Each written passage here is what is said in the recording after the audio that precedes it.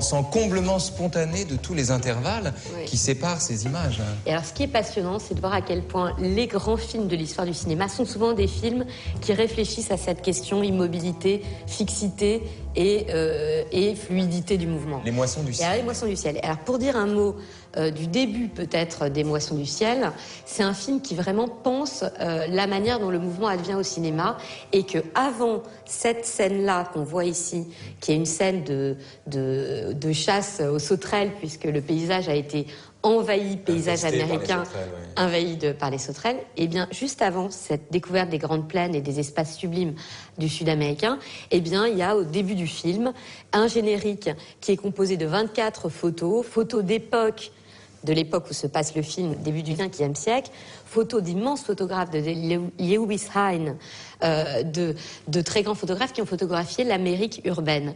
Et il y a ces clichés au début du film en noir et blanc, superbes, qui donnent un sentiment de nostalgie très fort et qui nous préparent en fait, nous spectateurs, à l'advenue du mouvement.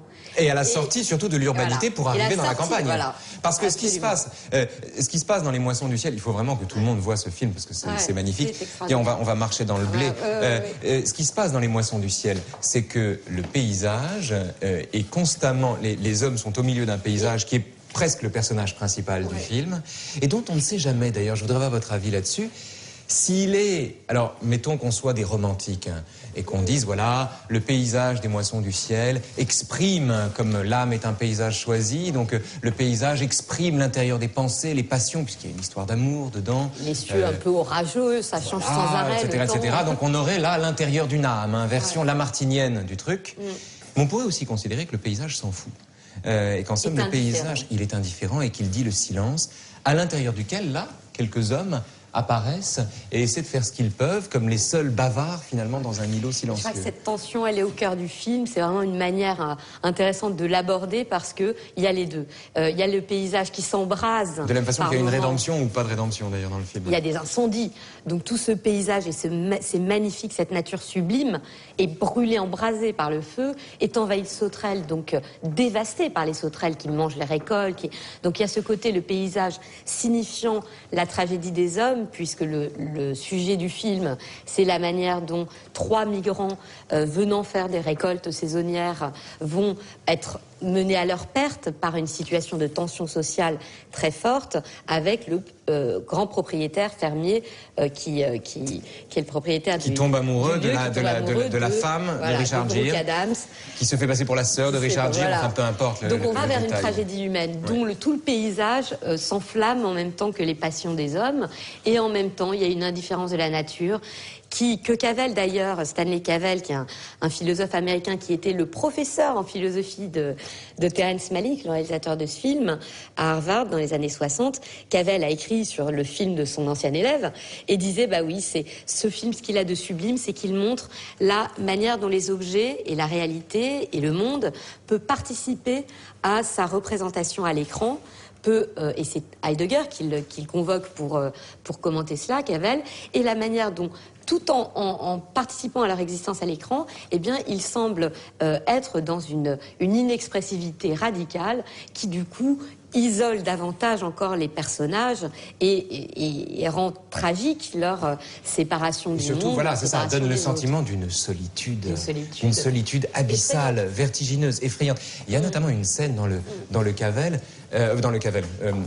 Terrence Malick, dans les Moissons du ciel, une scène où le vent, je ne sais pas si vous vous souvenez, où le vent souffle et dessine, mais vraiment on dirait autant de dessins que le feu qu'un feu de cheminée. Oui, dessine le blé dans les herbes, c'est magnifique.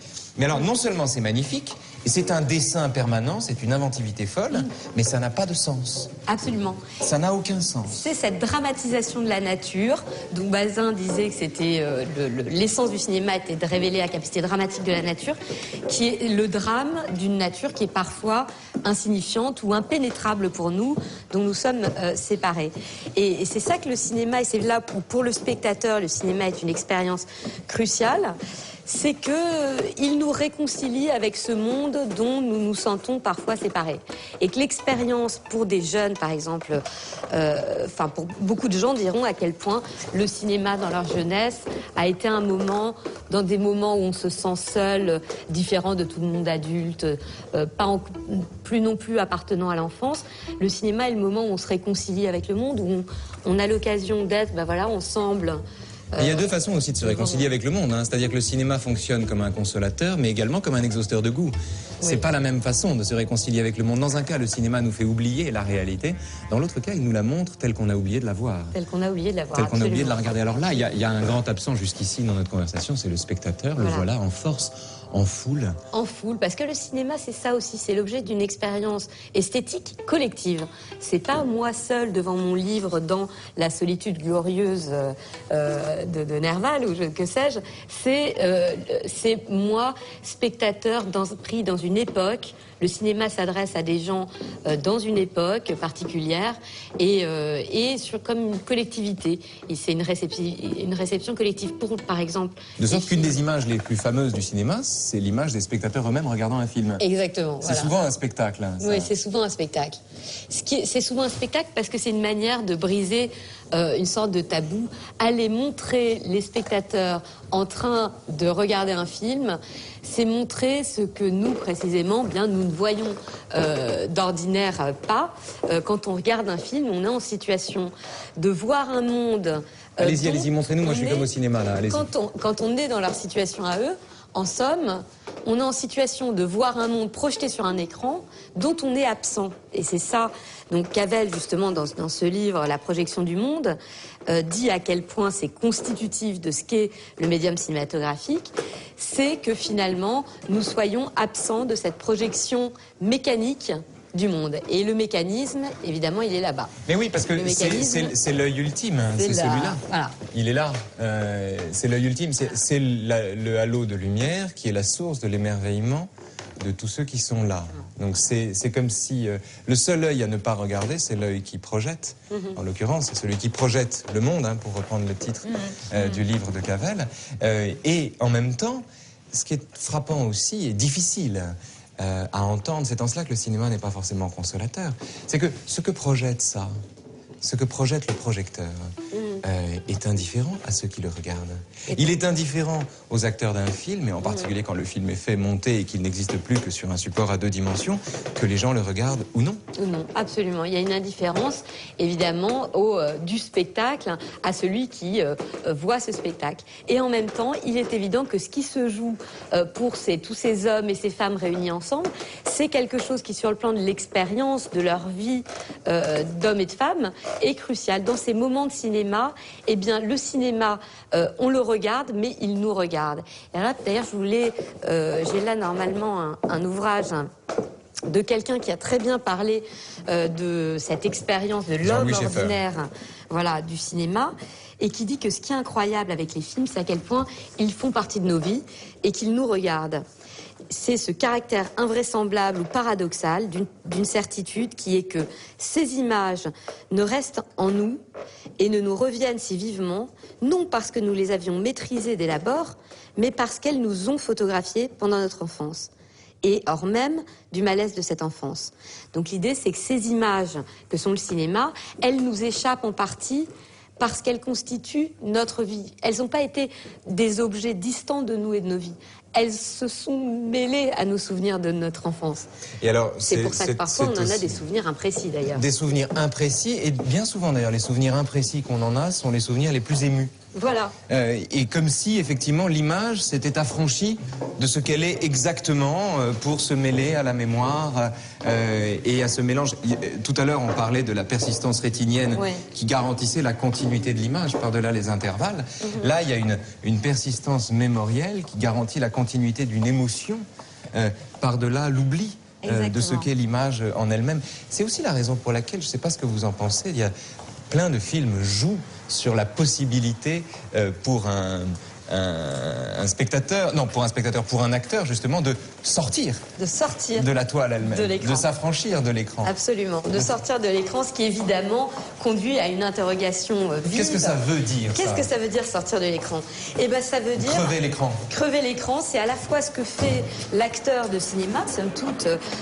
L'acteur de cinéma, c'est quelqu'un qui existe dans nos vies, qu'on reconnaît. La star hollywoodienne, c'est quelqu'un qui crève l'écran, par exemple, parce que c'est quelqu'un dont l'existence dépasse un film précis.